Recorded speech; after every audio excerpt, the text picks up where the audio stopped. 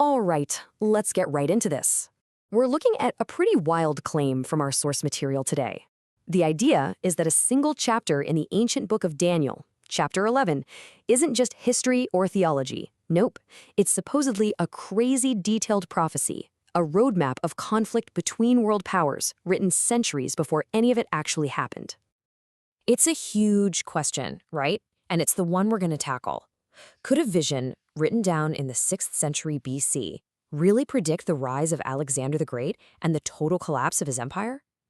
What's so mind-blowing about this claim is the level of detail.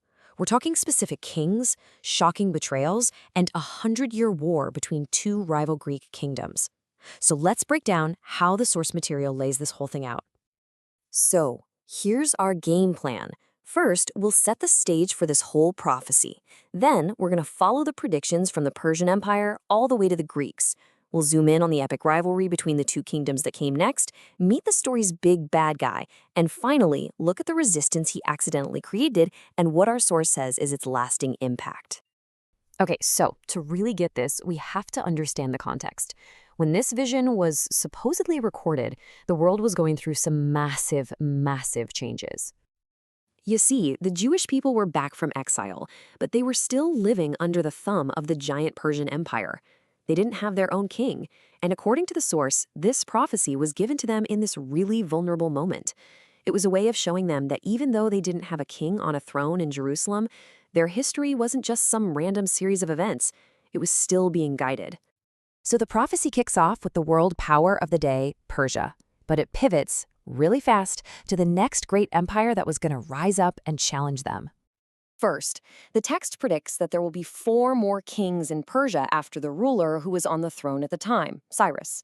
And our source material lines this up with history in a really interesting way, identifying these rulers as Cambyses, a short-lived impostor called Pseudo-Smyrdes, Darius I, and then, the really important one, a 4th king. And this is him. The interpretation we're exploring identifies this 4th king as Xerxes.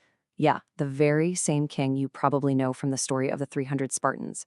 His gigantic invasion of Greece in 480 BC, even though it failed, created this deep-seated hatred. And this sets up the next domino perfectly, because that bad blood would be the excuse Greece needed for its revenge a century and a half later.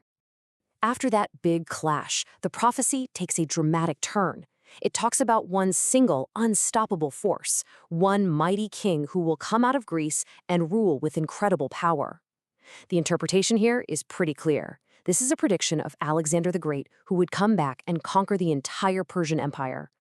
But here's the twist. The text says that just as he hits the peak of his power, his kingdom will be shattered and divided, and get this, not among his kids or his family, but split into 4 pieces for 4 new rulers. This detail is so critical. The guy who conquered the known world would leave no dynasty behind.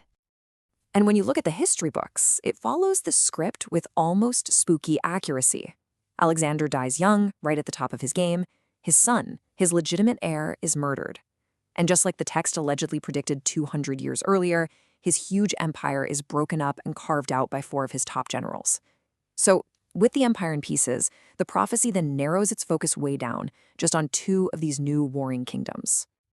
So, with the empire split, 2 major powers clawed their way out of the chaos.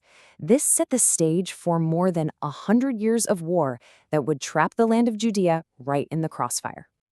Now, for the rest of the prophecy, the text just calls these 2 rivals the king of the south, which this interpretation connects to the Ptolemaic dynasty ruling from Egypt and the king of the north, the Seleucid dynasty ruling from Syria. And their constant back and forth for control is detailed with just incredible specificity. For example, just take this verse. It predicts the political marriage, to try and create peace. The daughter of the southern king is going to marry the northern king, but it says the whole alliance is just doomed to fail, and she's going to lose everything. And the source maps this right onto a famous historical tragedy. To try and get peace, Berenice of Egypt marries Antiochus II of Syria. But when her father dies, Antiochus takes back his first wife, Laodicea. Well, Laodicea, fearing a power shift, then poisons Antiochus and has Berenice and her infant son murdered. The result?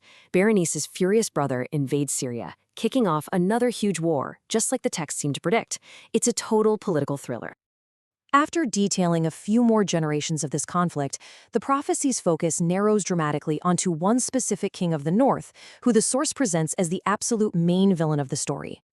And listen to how the text introduces this guy, a contemptible person who wasn't the real heir and who would grab the throne through scheming.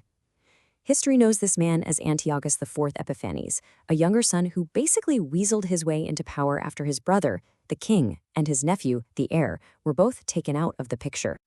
The prophecy says this king is going to be responsible for setting up the abomination that causes desolation. Now, this is a really key phrase. It doesn't just mean destruction. It's describing an act of sacrilege so deep that it completely defiles a holy place and horrifies everyone who believes in it. And here it is. Here's the act our source identifies as that abomination.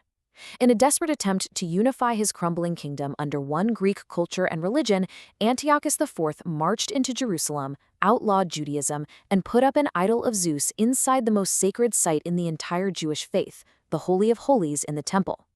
For the Jewish people, this was the ultimate attack on their God and their entire identity.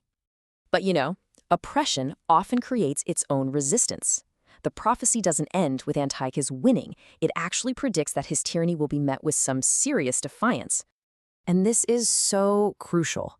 Even in this moment of just intense persecution, the text predicts a fierce resistance from people who refuse to abandon their beliefs.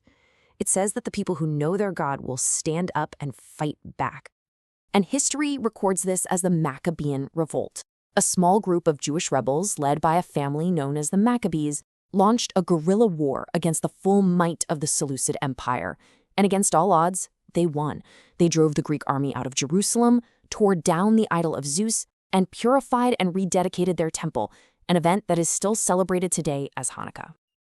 And this brings us to the source's final big takeaway. Why focus so much on this one ancient king? Because he's a template, a prototype. He represents a very specific kind of ruler who tries to force unity through ideology and brutally crushes anyone who dares to think differently. He is a historical pattern. Which leaves us with this final thought to chew on. If history really does have patterns and prototypes, if the struggles of the past really do echo into our time, what can this ancient blueprint of power, persecution, and resistance teach us about our own world? It's a compelling question to think about.